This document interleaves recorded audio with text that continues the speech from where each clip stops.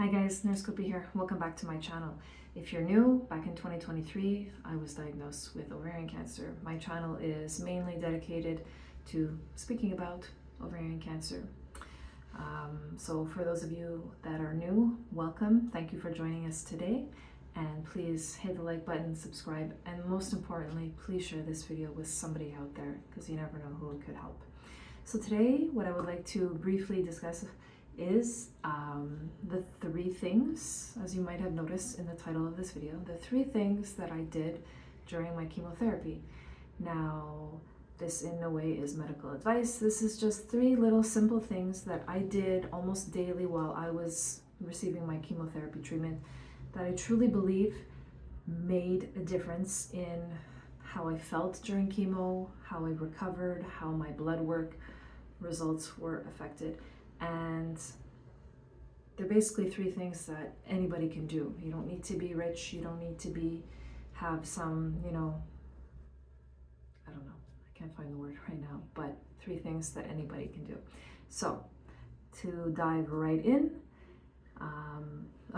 and before I do, I'm sure everybody has noticed up by this point is that I'm in my bathroom.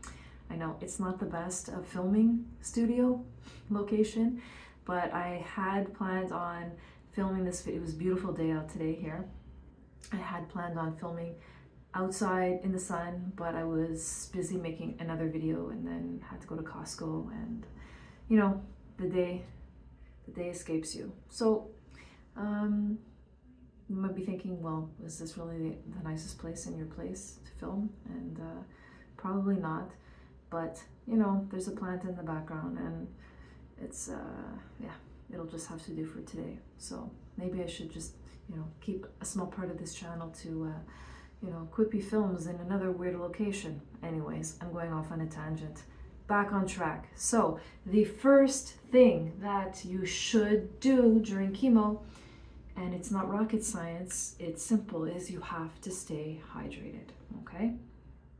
Because let me tell you, now, like I mentioned in a previous video, the two chemotherapy agents that I received were paclitaxel and carboplatin. And one of those two drugs, or both of them perhaps, dehydrate you, okay? Now, nobody come after me with the biochemistry and pharmacodynamics and the mechanism of action and all these weird scientific terms about it, but I would receive the chemo, and then I was neurotic, so I weighed myself every day during chemo, more or less, and by like day 6, day 7 of after each round, my weight would drop. I would lose like maximum 10 pounds. Of course, I would regain this weight, within the following week. This weight wasn't weight loss because I was nauseous or not eating. In another video, I'll explain I had zero nausea during chemo. Lucky for me, I know. It must have been the medication. Point being is chemotherapy dehydrated me. So I made it a point that I had to stay extra hydrated. So I would drink, of course, water, right? Duh. And I would also supplement with, some Gatorade, Powerade. I would just drink extra. And it's important to note that you don't want to be like, okay, well, I'm just going to down 2 liters of water, 2-3 times a day. You have to, slow and steady wins the race. So instead of downing 2 liters, don't do that because you're just going to pee it all out. So stay hydrated, drink a little bit, but frequently throughout the day.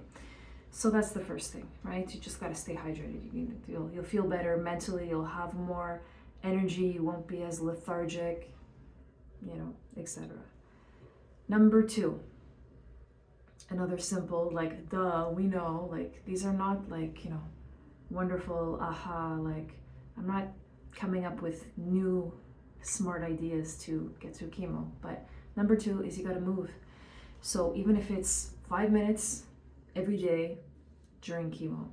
And for me, this was really challenging because 1, I'm not as athletic as I used to be, and 2, a big side effect for me during chemo was fatigue. So I just, you know, I didn't feel particularly sick during chemo, but I didn't want to move at all.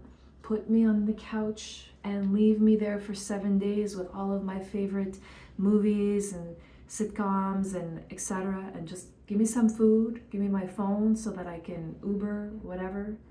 And I was content. So even just walking up the stairs to get a snack or something was super, super, super challenging. But it's super important and vital that you move. You have to get your heart pumping. You have to get your blood flowing, your circulation. You just have to move. So whether it's walking in circles in your living room for 5 minutes, or if you're somebody who's naturally more athletic, then most likely you'll be able to, you know, maintain some form of, you know, an activity routine during chemo. But for like the first like 5-6 days after chemo, like I basically did that. I walked in circles in the living room, or maybe I went up and down the stairs a few times, but I really, really just had zero desire to do any more than that. But don't be like me. You gotta walk, whatever, do your thing, but move is the message here. And number 3, and I won't say it's the most important, but it's certainly a contender for the most important one, is you got to increase your protein intake.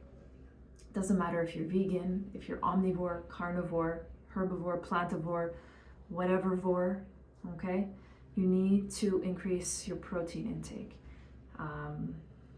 Super important for, you know, rebuilding, you know, damaged tissue, rebuilding your red blood cells, your white blood cells, all of these cellular processes. So protein is essential for living beings. So I would make it a point where, you know, I didn't have much energy to cook, but I'd be like, okay, give me an extra egg. Like, I'll eat the 3rd egg, I'll eat the 4th egg. One thing that we took advantage of the fact that I needed to eat and eat well and get protein. So we would have a nice rib steak, you know, once or twice during the cycle.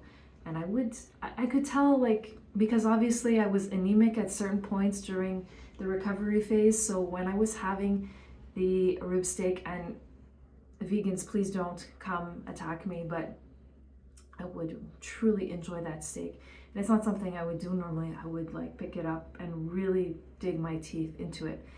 And it was just this weird feeling like I knew my body needed it. But anyways, the point is, increase your protein. Beans, legumes, you know, whatever, tofu, edamame, all these things, you know. So if I, before chemo, had, let's say if I was lucky to incorporate 10 or 15 grams of protein at each meal, I was trying to double it. So having like 30, 40 grams at each meal. And basically, those are the 3 things that I did most days during chemo. And I feel like they helped me, you know. My blood work was normal. I never had any severely low white blood cells or red blood cells, so I never had to miss a round of chemo. I was always on track. Now I know that doesn't happen all the time, and it doesn't mean that if you do what I did that won't be the case for you, but these are just 3 things that can help even a little bit.